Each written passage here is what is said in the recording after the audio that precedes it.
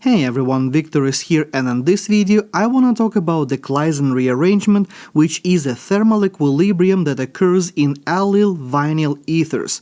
So essentially any molecule with this generic structure can undergo the Claisen rearrangement for as long as this molecule can curl into a cyclic intermediate structure. So looking at my starting material, I'm going to number my atoms in the starting material and in my product, and if I pay close attention to what has happened here, I can see that I broke the bond between the carbon and the oxygen, and I've made a new bond between carbons 3 and 4, and I flip-flop the pi bonds around. So this reaction looks extremely similar to another sigmatropic rearrangement that you might have already seen before called Cope rearrangement, because in that case we are going to see a similar type of rearrangement where we are breaking one sigma bond, making another one, and flip-flopping our pi bonds around the molecule. Now, mechanistically speaking, this reaction is going to be extremely similar to the Cope rearrangement as well.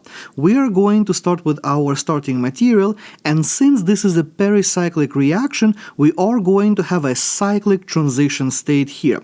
And since it is a pericyclic reaction with the transition state that is a cycle, it really doesn't matter how we show our curved arrows, so I'm going to show my curved arrows in this fashion like that, and as a result what I'm going to see here is the formation of the new bond between these edge atoms, and I'm going to break a bond between my carbon and oxygen, eventually giving me the following molecule over here, and of course I'm moving my pi bonds around as well. Now, while this reaction is technically a thermal equilibrium like a Cope rearrangement, we have one significant difference here, and that difference is that in the case of the Claisen rearrangement, we are always going to make a carbonyl right away, an aldehyde in this particular example.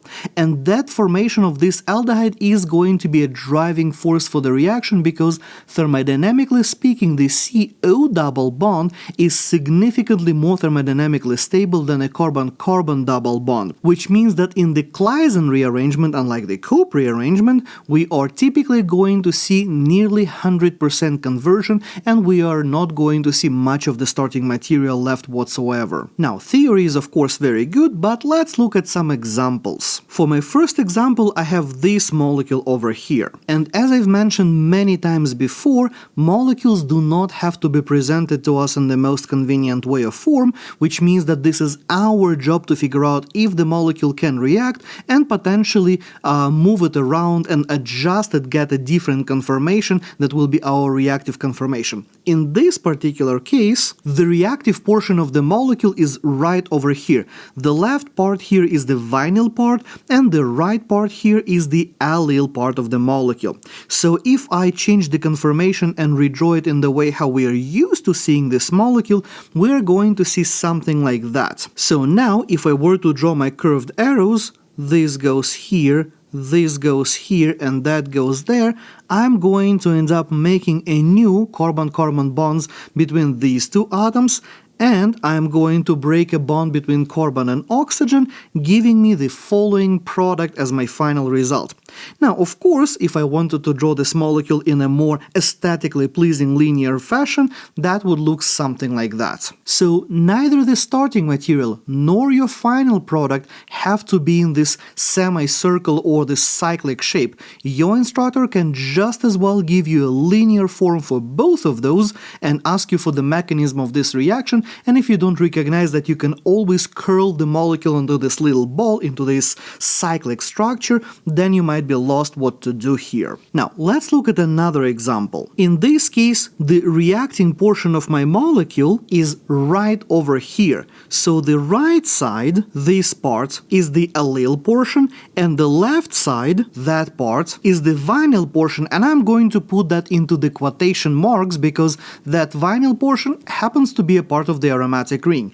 And although we do know that aromatic rings are incredibly stable, they actually can work in this reaction without too much trouble. So like in the previous case, what I'm going to do here, I'm going to redraw my molecule in a slightly easier form to show this transformation. So now I can draw my curved arrows where I can show this goes here,